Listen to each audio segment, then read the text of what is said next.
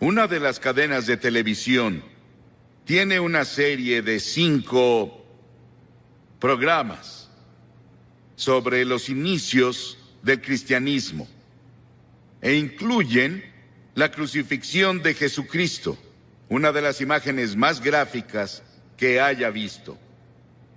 Y entre todos los emblemas del mundo, ninguno es admirado, glorificado y adorado como la cruz. Fue el instrumento del sufrimiento de Cristo y de su muerte, y también el instrumento de nuestra salvación. La historia de la cruz es muy interesante porque se remonta a India, se remonta a China, mucho antes de que Cristo viniera. Y las víctimas, como saben, eran atadas a la cruz con cuerdas o sus manos eran clavadas y eran dejadas a morir.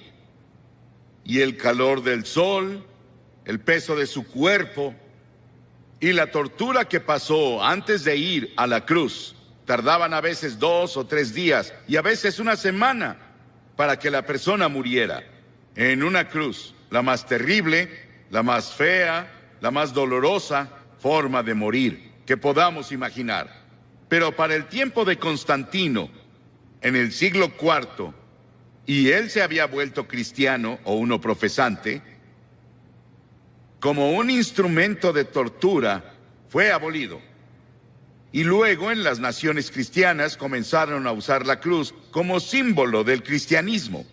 Era labrada en sus carretas, sobre lo que tenían, y la cruz se volvió el símbolo de todo lo que representaba el cristianismo.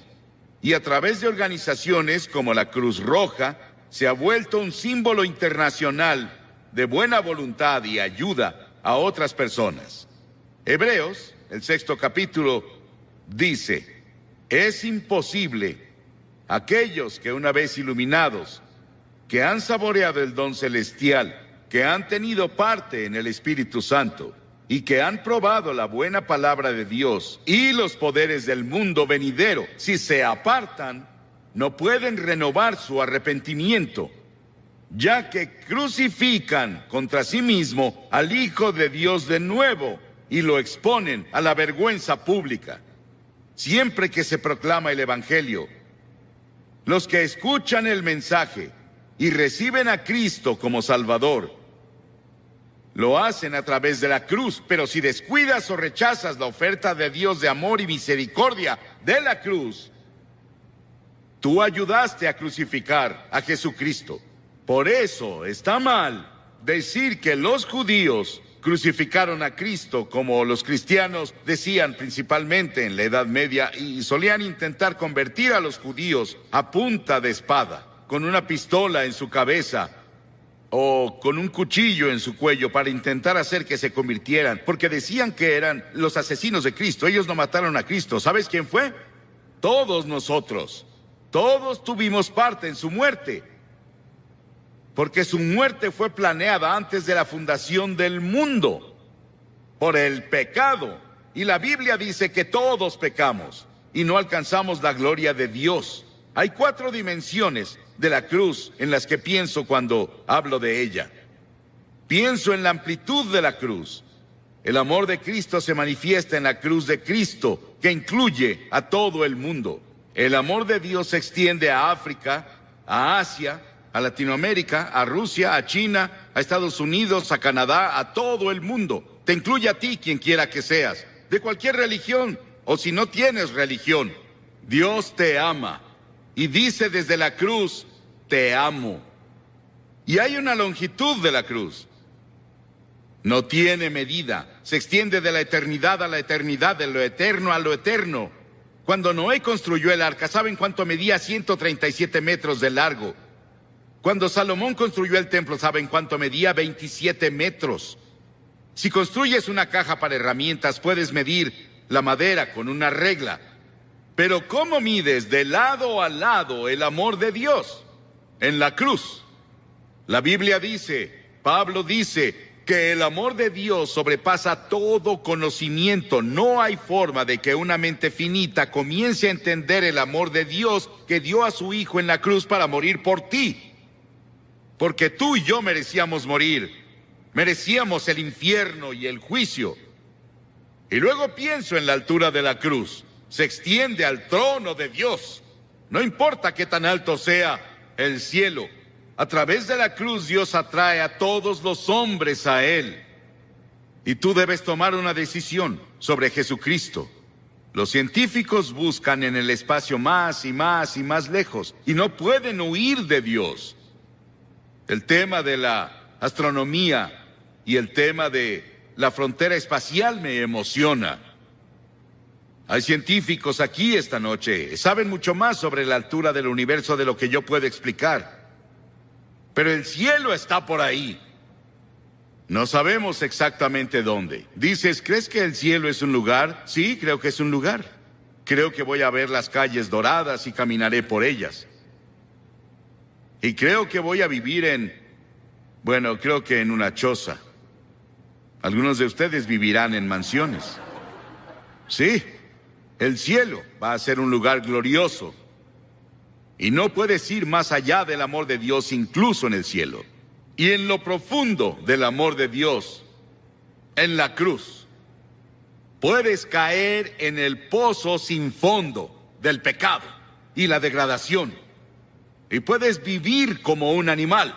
Puedes ser un asesino. Puedes ser un violador. Puedes ser lo que sea. Pero no puedes ir más allá del amor de Dios. La cruz cubre hasta las mismas puertas del infierno. ¿Qué tan profundo es? Hay personas hoy que intentan ver qué tan profundo pueden ir al corazón de la tierra. ¿Y qué tan profundo es el espacio? No pueden escapar de Dios. Porque mientras estudiamos las profundidades de la energía, buscamos la unidad. Es una de las razones por las que estudian eso en Illinois. La Biblia dice que profundas son las riquezas de la sabiduría y del conocimiento de Dios. Atrae a cada pecador a la exaltada altura del cielo. Pero yo, cuando sea levantado de la tierra, atraeré a todos a mí mismo, dijo Jesús. Piensa en la cruz por un momento y en su sufrimiento, por ti y por mí. Dice que Jesús soportó 5 heridas básicas, que los médicos definen como: primera, contusión, cuando lo golpearon en la cabeza y lo torturaron y le pusieron la corona de espinas por ti. Laceración, le descubrieron la espalda y con látigos de cuero largos con ganchos de acero en la punta lo golpearon hasta que sangraba, de pies a cabeza. Era el método romano, torturaban a los prisioneros antes de llevarlos a la cruz. Luego hubo penetración, cuando le enterraron la corona de espinas en la frente y su cabeza sangró.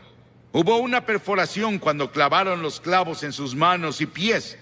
Hubo una incisión cuando le pusieron la lanza en el costado. Ese sufrimiento, esos clavos en sus manos y pies, los pusimos tú y yo y todas las personas del mundo, porque todos tuvimos parte en la muerte de Cristo por nuestros pecados. Nuestros pecados lo pusieron en la cruz y tú participaste. Tal vez estás viendo por televisión en algún lugar y te gustaría venir a la cruz esta noche y encontrar el amor de Dios y el perdón de Dios y el toque de Dios en tu vida. Y luego quiero que vayamos a la cruz desde otro punto de vista. Quiero que veamos las frases de Cristo desde la cruz. En general oímos un sermón así, un Viernes Santo, y eso es todo. Pero la mayoría no vamos a la iglesia el Viernes Santo, y nunca lo oímos. Hay 28 profecías en el Antiguo Testamento sobre la cruz, capítulos enteros. Está Génesis 22 y Salmo 22 e Isaías 53 y Levítico 16, que especialmente tienen que ver con el sufrimiento de Cristo en la cruz. Cientos y miles de años antes de que Él fuera a la cruz. Estaban bajo la inspiración del Espíritu Santo, los autores del Antiguo Testamento. Y los primeros vienen del Salmo 22. Jesús estaba citando las Escrituras cuando dijo: Dios mío, ¿por qué me has abandonado? Es una cita del Salmo 22, pero luego vas un poco más lejos y verás por qué lo dijo. Porque las Escrituras dicen: tú eres santo. Nunca entenderás el Antiguo Testamento con todos sus sacrificios de sangre. Nunca entenderás la Biblia. Nunca entenderás la muerte de Cristo en la cruz hasta que entiendas que Dios es santo y justo y puro y que no puede ni siquiera ver el mal. En ese terrible momento de agonía del Señor Jesucristo en la cruz, Él estaba solitario, olvidado por sus amigos. Y luego llegó una sombra por primera vez desde que la eternidad comenzó, entre Dios el Padre y Dios el Hijo, porque Dios no puede ver el pecado, porque en ese momento Él puso tus pecados y los míos en Cristo, y Cristo sufría por nosotros. Y en ese momento misterioso, fue hecho pecado por nosotros el que no conoció pecado. ¿Sabes qué significa? Fue hecho pecado. Él no conocía pecado. Nunca dijo una mentira. Nunca tuvo un pensamiento malvado. Nunca tuvo avaricia o lujuria. Y de pronto, toda esa suciedad y mugre de tu vida y de mi vida descendieron en Él. Y nadie entenderá nunca el misterio de ese momento. Ningún teólogo puede explicarlo, que me convenza al menos. Fue el gran amor de Dios por ti que permitió que su Hijo tomara ese sufrimiento. Y la segunda cosa de la cruz que oímos es cuando Él dijo, tengo sed. Y ese es el cumplimiento del Salmo 69:21. Y cuando dijo, tengo sed, le dieron vinagre a beber, mezclado con hiel, y cuando Él lo probó, no lo bebió. Lo probó, como leemos en Juan, en otro de los evangelios, pero Él no lo tomó. ¿Por qué? Porque hubiera sido un sedante. Le hubiera quitado algo del sufrimiento. Y Él estaba ahí para tomar todo el sufrimiento con conciencia absoluta. Por ti y por mí. No lo aceptó. Él debía sufrir la terrible agonía y llevar nuestros pecados a la cruz, consciente. Por ti. Y si hubiera sido la única persona en todo el mundo, habría muerto por ti. Y luego en Lucas 23:34 hay otra cosa que dice de la cruz. Él dijo, Padre, perdónalos. No saben lo que hacen. Estaba hablando de esos soldados que lo estaban clavando. La multitud que estaba ahí que gritaba e injuriaba contra Él. 72,000 ángeles sacaron sus espadas listos para venir a rescatarlo. Y Él dijo, no. Lo hago porque los amo. Verás, tú y yo hemos pecado contra Dios, quebramos sus leyes, y Él dijo, el día que rompas mis leyes, sufrirás y morirás. Él se lo dijo a Adán y Eva, ellos rompieron la ley. Pecaron, eso significa. Y verás, Dios nunca quiso que nadie muriera. Y Dios no creó el infierno para nosotros. Pero deliberadamente nos rebelamos contra Dios. Y Dios no sería Dios, Él no sería justo y recto y santo si viniera a darnos palmaditas y dijera, te perdono. Teníamos que morir por nuestros pecados, o alguien calificado tenía que morir por nosotros, y esa persona calificada era Jesucristo, y Él se ofreció a hacerlo.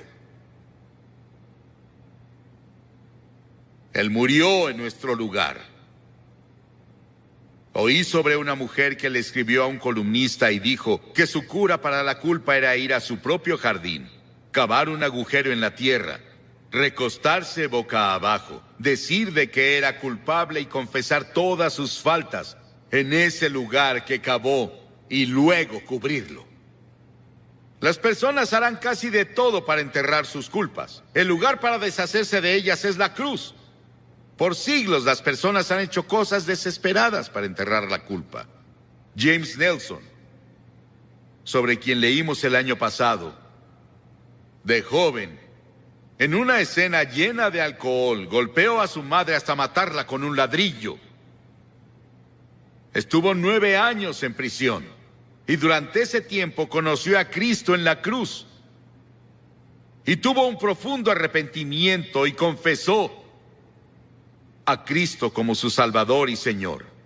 Comenzó a estudiar la Biblia y comenzó a ser predicador laico.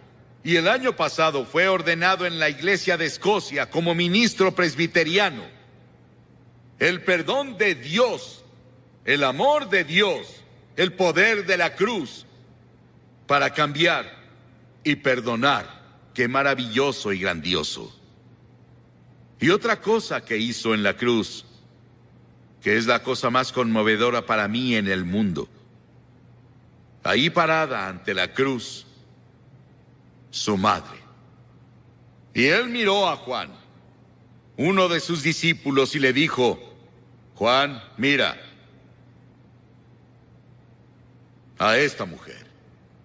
Y ella dijo, él le dijo a María, su madre, la llamó mujer, igual que lo hizo en Caná de Galilea 2 veces, la llamó mujer. Él dijo: mujer, he ahí a tu hijo. Y desde ahí, Juan, su amigo y discípulo, se encargó de su madre. Hay un grupo de rock en Inglaterra llamado The Cure. Jesucristo en la cruz fue esa cura para todas nuestras propias relaciones cortadas y enfermas. Todos los problemas sociales, las personas oprimidas del mundo sienten el impacto de su muerte en la cruz. Y hubo otra declaración en la cruz. Él dijo: consumado es, terminé. ¿A qué se refería? En Juan 17 él dijo: he terminado el trabajo que me diste a hacer. Dios le dio un trabajo a hacer y el trabajo era morir en la cruz. Para esto he nacido, dijo él, vino a morir. Es el único hombre que vino para morir. Para eso vino. Nos preguntamos por qué él no alimentó a todos y no curó a todos. Pudo hacerlo. Eso habría sanado cuerpos y alimentado personas hambrientas, y él lo hizo por compasión, pero su trabajo era la cruz. Y por eso la cruz es tan importante, porque ahí enfrentas la eternidad.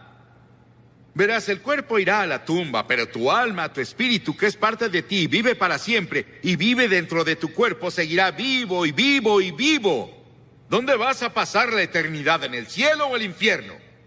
Se decidirá por la cruz lo que haces con la cruz. Porque desde la cruz Él te pide que te arrepientas de tus pecados y lo recibas como Señor y Salvador. Sí, fue consumado. Y luego dijo algo más. En Lucas 23, y cuando Jesús había clamado en voz alta, dijo: Padre, en tus manos encomiendo mi espíritu. He visto a personas morir, bastantes personas morir. Oigo su estertor de muerte en su garganta, pero no hubo estertor de muerte en la garganta de Jesús. No le quitaron la vida a él, él la entregó voluntariamente y dijo en voz alta, noten que es voz alta, dijo: te encomiendo mi espíritu. En tus manos, Señor, encomiendo mi espíritu. Él entregó su espíritu a Dios el Padre. Y al decir esto, Él nos otorgó a cada uno de nosotros la posibilidad del regalo de la vida eterna. Puedes tener vida eterna esta noche. Estábamos perdidos, confundidos, sin un propósito ni significado en la vida, sin seguridad de una vida futura. Y Jesús desde la cruz nos alcanzó por la muerte y nos rescató. Y le decimos hoy, Señor y Salvador. ¿Estás seguro de que Él es tu Señor y tu Salvador? Miles de personas van a la iglesia, pero no están seguros de si han entregado sus vidas a Cristo. Y luego al final hubo una declaración que le hizo al ladrón en la cruz. Las masas abajo gritaron: si eres el Hijo de Dios, baja y sálvate tú. Y otros le decían: salvó a otros, pero no puede salvarse él. Se burlaban, abucheaban, se reían. Y ambos ladrones lo criticaban. Verás, él estuvo en la cruz por 6 horas. Y las 3 primeras horas, ambos Lo estaban criticando y burlándose de él, como las multitudes abajo. Pero uno de los ladrones comenzó a ver. Ambos eran culpables. Ambos merecían morir según las leyes romanas. Pero uno de ellos comenzó a ver a Jesús. Y comenzó a ver algo que no había visto nunca antes. Él vio que Jesús era diferente y comenzó a decirse: debe ser el Hijo de Dios. Debe ser el Señor. Y 83 encuestó a estadounidenses y obtuvo que el 86% dicen que creen en la existencia del infierno. ¿Imaginan eso? 86% de los estadounidenses creen en el infierno. Nunca puedes entender el infierno hasta que primero entiendes el gran amor, misericordia y gracia de Dios. Y nunca debe ser predicado por ningún predicador sin lágrimas. He escuchado predicadores predicar sobre el infierno como si se alegraran del infierno y de que las personas vayan ahí. Pero yo no. No me gusta predicar sobre eso. Solo lo hago porque me mandan las escrituras que predique la palabra. Y es respaldado por el amor, la misericordia y la gracia de Dios que yo debo predicar. Verán, el infierno no fue hecho para el hombre. El infierno fue creado para el diablo y sus ángeles. Pero algunos se han tomado la libertad y la imaginación de distorsionar la idea de un juicio futuro. Hace que las personas digan que Dios no es un Dios de amor. Y ellos distorsionaron el concepto bíblico del amor de Dios. Una señora dijo hace tiempo: odio pensar en el infierno. Yo también. Y también odio el pecado que los envía ahí. Odio la guerra. Odio el hecho de que las personas mueran de hambre en el mundo. Pero la guerra es una realidad en el Líbano y en lugares así. Y la hambruna es una realidad en nuestro mundo, por desgracia. Que yo lo odie no cambia los hechos. Y odiar, morir, no cambia el hecho de que voy a morir. Y Pablo le escribió a Timoteo diciendo: predica la palabra. Y si voy a ser fiel a mi llamado como ministro del Evangelio de Jesucristo, debo incluir en esa palabra lo que nuestro Señor Jesucristo enseñó en el tema del infierno. Un clérigo dijo que si usaba el infierno en el púlpito, las personas lo echarían. Bueno, sé que en Carolina del Sur llegué a un pueblo hace unos años en los que tenían 13 o 14, no, 16. Señales de reducir la velocidad y parar, porque muchas personas se habían matado en esa intersección. ¿Eso aplica para el estado de Carolina del Sur, poner señales para advertirles a las personas? ¿Es correcto que yo les advierta esta noche lo que Jesús enseñó y lo que la Biblia enseña de principio a fin? ¿Está mal que un hombre sacuda una linterna para detener a las personas en un cruce de vía? ¿Está mal ondear una bandera para advertir que viene un juicio? Recuerdo que hace años estábamos en Mississippi y había una carretera estrecha y venía uno de esos terribles tornados. Y un puente fue arrastrado en el torrente de agua. Y un hombre salió esa noche cuando vio lo que pasó e intentó advertir a los autos con su pañuelo mojado y una linterna. Y ninguno de ellos paraba y 5 de ellos cayeron y los ocupantes de los autos murieron. Jesús curó a una persona mentalmente enferma. Una vez, el Gadareno, y un hombre poseído por demonios. Y las personas le pidieron a Jesús que los dejara en paz. Y él respondió su oración. Él los dejó solos. No tienes que escuchar este sermón esta noche. Puedes decir: no quiero escuchar esto. Déjame en paz. Y Jesús podría responder tu oración y dejarte en paz. Y si te dejas solo, el Espíritu de Dios, nunca podrás encontrar perdón de pecados y nunca entrarás al paraíso. Las personas no quieren ser advertidas sobre el juicio y el infierno. Y dirás que no es asunto mío. Bueno, imagina que eres alguien ahogándose y yo tengo el bote del Evangelio y no dejaré que te ahogues si puedo ayudarte. Eres un hombre hambriento y yo tengo el pan de la vida. No voy a dejarte sin pan. Eres un hombre envenenado, lleno del veneno del pecado, y yo tengo el antídoto del Evangelio de Cristo y no te dejaré morir, no te dejaré solo.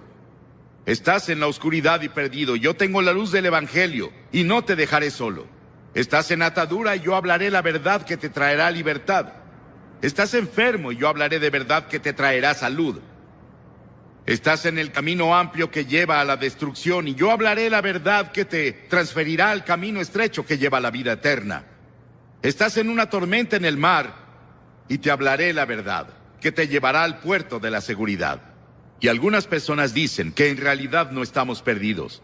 El diablo le dijo eso a Eva en el jardín del Edén. Cuando Dios dijo que morirás si comes el fruto del árbol prohibido. El diablo llegó a susurrar en su oído en la serpiente y dijo, de seguro no morirás. A eso se le llama universalismo. En otras palabras, todos son salvados. Solo no lo saben. Algunas personas lo dicen y tenemos una forma sutil de universalismo que se está filtrando a todo grupo evangélico de hoy, de que de seguro no moriremos, que no existe eso del infierno. Pero creo que existe, de acuerdo con las enseñanzas de las Escrituras. Creo que es intuitivo. El hombre en todo el mundo cree que un día tendrá que dar cuentas y va a tener que sufrir de cierta forma por la vida desobediente que vivió aquí. Y luego Jesús constantemente lo enseñó. Nadie en las Escrituras habló más sobre el infierno que Jesús. Él dijo, y cualquiera que lo maldiga quedará expuesto al infierno del fuego. Lo dijo en el capítulo 13 de Mateo. El Hijo del Hombre enviará a sus ángeles y arrancarán de su reino a todos los que pecan y hacen iniquidad, y los arrojarán al horno encendido, donde habrá llanto y rechinar de dientes. Mateo 25:41 dice, luego dirá a los que estén a su izquierda, apártense de mí, malditos, al fuego eterno preparado para el diablo y sus ángeles. Si tu mano te hace pecar, córtatela. Más te vale entrar manco en la vida eterna que con tus dos manos ser arrojado al infierno. Dijo que es mejor vivir la vida con un ojo, una mano, una pierna, que ir al infierno con todo. La Biblia enseña que hay al menos 3 tipos de infierno. Primero, está el infierno en el corazón. Miles de personas aquí tienen un infierno en su corazón. Y ahí es en donde comienza. La mayoría en el mundo asume que la naturaleza humana es buena, pero la Biblia nos enseña que básicamente es mala. Por naturaleza somos egoístas, pecaminosos, obstinados y perdidos. En pecado me concibió mi madre, dijo David. Todos somos pecadores y nacemos en el pecado, y luego cuando llegamos a la edad de la responsabilidad, tal vez los 7, 8, 9 o 10 años, elegimos pecar. Luego nos volvemos pecadores por práctica. Y practicamos el pecado incluso si tenemos computadoras. Usamos las computadoras hoy para hacer fraudes y todo tipo de cosas. Y luego todas las cosas que están ahí, vemos plantas de marihuana en los bosques y donde las personas las plantan. Todo lo que ves y cualquier comité de investigación que nombres encontrará serpientes, porque la naturaleza humana es maligna. La naturaleza humana es mala. Y por esa razón necesita redención, transformación, necesita un nuevo nacimiento, es lo que Cristo vino a hacer. Infierno en el corazón. Está el infierno de la culpa. Un hombre me escribió hace tiempo. Él engañaba a su esposa. Vivía medio tiempo con otra mujer en otra ciudad. Y dijo, estoy viviendo un infierno. Él se vio atrapado y era un infierno. Y la Biblia nos enseña que hay una muerte ardiente como el infierno en el corazón humano. Y cada persona que parece buena, íntegra y espléndida puede convertirse en un asesino violento y un maníaco de repente. Conozco a una mujer refinada, hermosa. Su esposo era uno de los líderes de la comunidad. Y sin ninguna provocación en absoluto, mientras él dormía, ella tomó una pistola y le disparó, lo mató. Ella está en prisión ahora. Y leemos eso a diario en el periódico. Las personas dicen que eran personas buenas, refinadas, hacían todo tipo de cosas y nunca imaginaron que harían eso. Y en el corazón hay culpa. Y está el infierno de la inquietud. La Biblia declara, el malvado es como un mar agitado. Vimos el verano pasado a gente en Europa. Fuimos a Ámsterdam a dar una conferencia sobre evangelistas itinerantes. La considero una de las más grandes conferencias impartidas en la historia de la iglesia cristiana. Y nos vimos con muchas otras personas que estaban solo buscando algo, no sabían qué. Vi a estadounidenses y personas de Japón y de todos lados corriendo como si su vida dependiera de ello. No sabían a dónde iban o qué hacían, solo iban, intentando encontrar descanso y paz. Y está el infierno de la lujuria. La viuda que se entrega al placer ya está muerta en vida. Alguien me preguntó el otro día qué significa lujuria. Hablaré un poco de eso mañana en la noche con los jóvenes. Pero lujuria significa no solo ver a una mujer o a un hombre y admirarlos. Significa que si tuvieras la oportunidad, cometerías inmoralidad. En otras palabras, la lujuria es tanta que cederías si pudieras. Y muchas personas tienen fantasías y hay lujuria en sus fantasías. Y está el infierno del odio. Este infierno del odio ha estallado en guerras y motines y todo tipo de conflictos. El infierno se mudó a la tierra. Y finalmente, está el infierno en el futuro. Y el infierno futuro es una proyección del infierno que tienes ahora en tu corazón, en tu casa, en nuestro mundo. Salvo que sigue y sigue. Jesús habló más sobre el infierno que cualquier persona en la Biblia, como dije hace un momento, pero nos advirtió para que huyamos de él. Este es el hecho del infierno que hace que el amor de Dios sea tan sorprendente y glorioso. El hecho de que se hizo para el diablo y sus ángeles, y escuchamos al diablo y seguimos al diablo y hacemos lo que el diablo dice. Y Dios nos ama tanto que pensó en un plan para salvarnos, para que nunca tengamos que pasar un día en el infierno. ¿Cuál es la naturaleza del infierno? Bueno, hay muchos misterios que rodean este tema. Esencial y básicamente es la separación de Dios. Estamos separados de Dios por el pecado, y eso continúa en la eternidad. Y hay 3 palabras que Jesús usó para describir el infierno. Él usó la palabra muerte. Verás, Dios es vida, y estás separado de la vida de Dios. Estás muerto. Espiritualmente muerto, separado de Dios. Y luego usó la palabra gran oscuridad. Dios es luz, estamos separados de la luz. Vivimos en oscuridad. Y luego usó la palabra fuego. Y seguido me pregunto si ese es un fuego terrible dentro de nuestros corazones por Dios, por la comunión con Dios que nunca puede ser saciado. Hemos rechazado a Dios, le hemos dado la espalda a Dios. Nunca podemos conocer a Dios. Se indica en esta historia que este hombre no tenía una segunda oportunidad. Se indica en esta historia que este hombre se volvió muy evangelístico. Él quería alcanzar a sus hermanos. Piénsalo, él estaba en el infierno. Y quería que sus hermanos fueran alcanzados por alguien. Que fuera a su casa y les advirtiera a sus hermanos que no fueran ahí. Hagan lo que sea, pero no vengan aquí. Y esas personas que se han ido antes, tal vez están sufriendo las punzadas del infierno por una eternidad. Estarían aquí esta noche para advertirte. Vuélvete. Arrepiéntete de tus pecados. Recibe a Cristo. Asegúrate de tu relación. No vengas para acá. Es el desvanecimiento de la presencia de todo lo que es alegre y bueno y correcto y feliz. Y las Escrituras dicen, prepárate. Para conocer a Dios nos preparamos para todo salvo la muerte. Nos preparamos para la educación, los negocios, las carreras, el matrimonio, la vejez, pero no para el momento del juicio. Quitamos todo tipo de seguro que podemos si nos preocupamos sobre las pensiones de la vejez, la seguridad social y el resto de eso. Pero no tienes la seguridad de tu relación con Cristo. Está establecido que los hombres mueran una sola vez y después el juicio. La muerte es un suceso que cada hombre considera antinatural cuando se relaciona a él mismo, pero natural cuando se relaciona a otros. Sabemos que otro hombre va a morir. Sabemos que el cáncer va a atacar a otra persona. Sabemos que la otra persona morirá de un ataque cardíaco en un choque automovilístico, pero no yo. Y vivimos como si fuéramos a vivir para siempre y no es así. Todo terminará en poco tiempo para todos aquí. Y estarás en la eternidad. ¿Dónde estarás? ¿Apartado de Dios o con Cristo en el paraíso? El hombre en la cruz que estaba muriendo con Jesús era un pecador terrible. Merecía ser crucificado. Merecía la pena según la ley. Y dijo que lo merecía. Y se volvió a Jesús y dijo, Señor, recuérdame cuando vengas en tu reino.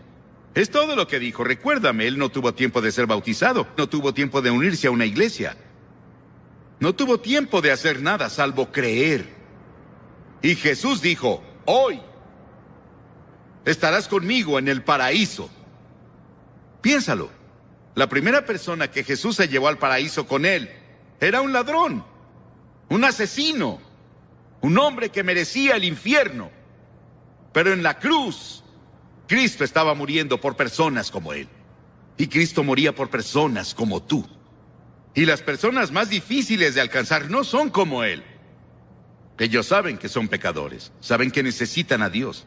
Son personas como nosotros aquí, bien vestidos, vamos a la iglesia, tenemos un poco de religión, pero no es lo primero en nuestras vidas, no es lo principal en nuestras vidas.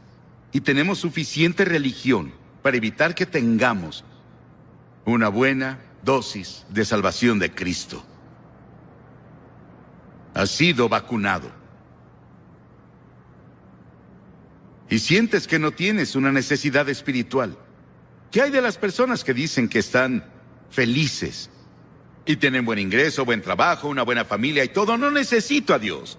No necesito a Cristo. ¿Para qué lo necesito? Vas a necesitarlo, hermano y hermana.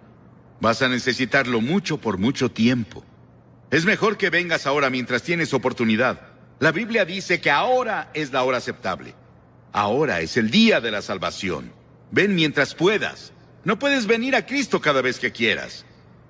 Solo puedes venir cuando el Espíritu Santo te ha convencido y te trae, y donde la palabra de Dios ha sido proclamada. ¿Has venido a Cristo? Como dije al principio, no me gusta hablar de ese tema, pero es parte de la Biblia.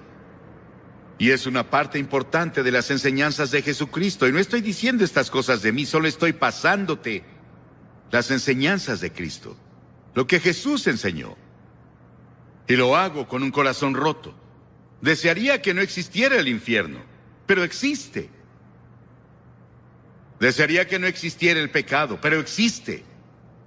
Desearía que no hubiera homicidios ni guerras, pero los hay.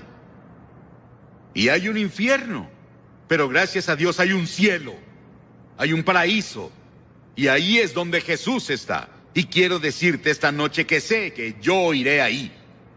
En el momento que leas en el periódico que Billy Graham murió, sabrás que está más vivo de lo que jamás estuvo, y estoy en el paraíso, y ya quiero estar ahí.